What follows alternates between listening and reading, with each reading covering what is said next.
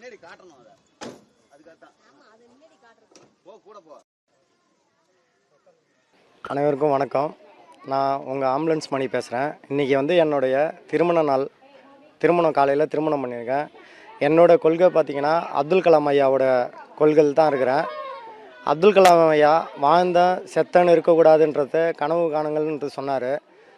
அந்த நோக்கத்துடைய அடிப்படையில் நான் இன்றைக்கி இலவச ஆம்புலன்ஸ் கடந்த 10 ஆண்டு காலமாக இலவசமாக தான் செய்து வரேன். அப்துல் கலாம் நல்வழியில் நான் எந்த ஒரு நடிகர் பின்னாடியோ போல நடிகை பின்னாடியோ போல நான் வந்து அப்துல் கலாம் ஐயா கொள்கையில் இன்றைக்கி போயிட்டுருக்கிறேன். அப்துல் கலாம் ஐயா சொன்ன ஒரு சில குறிப்பில் இன்றைக்கி என்னோடய திருமண நாளில் என்ன பண்ணலான்றத யோசித்தேன். நான் என்னோடய சிறு வயதில் வந்து இதுபோல் விளையாட்டு உபகரணங்கள் என்னோடய வாழ்க்கையில் கிடைக்காததுனால நான் ரொம்ப நிறையா நாள் வந்து மனதளவில் வலியை கொண்டு வந்திருக்கேன்.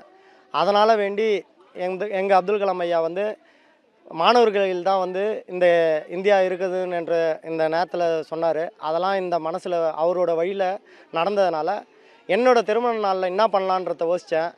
இந்த மாணவர்களுக்கு வந்து இந்த இலவசமாக இந்த விளையாட்டு உபகரணங்களை கொடுத்து மகிழ்ச்சியை கண்ட அந்த மனசில் கண்ட மகிழ்ச்சி இன்றைக்கி காலையில் தாலி கட்டினா இன்றைக்கி 50 வருஷம் வாழ்ந்த போல் எனக்கு ஒரு சந்தோஷமான ஒரு மனசளவில் நிறைவாக இருக்குது.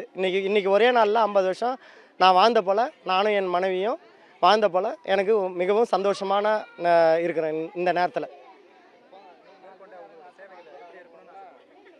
மேலும் என்னோடய சேவை வந்து ஆம்புலன்ஸ் தான். அதை கடந்த 10 வருஷமாக 24/7 நீங்கள் இலவசமாக ஆம்புலன்ஸ் செஞ்சுருக்கிறேன். இந்த வழியில் கிட்டத்தட்ட 6000 உயிருக்கு மேலே நாங்கள் காமந்து பண்ணியிருக்கிறோம். கிட்டத்தட்ட 540 பிரசவத்துக்கு என்னோடய ஆம்புலன்ஸ் உதவியாக இருந்திருக்குது. இது எல்லாமே பார்த்திங்கன்னா எங்கள் கலாம் ஐயாவோட வழியில் போனதுனால தான் என்னோடய சிறப்பான இந்த பயணம் இன்று வரைக்கும் இந்த 11வது வருஷத்தில் நான் நல்லபடியாக கால் எடுத்து வச்சுருக்கேன்.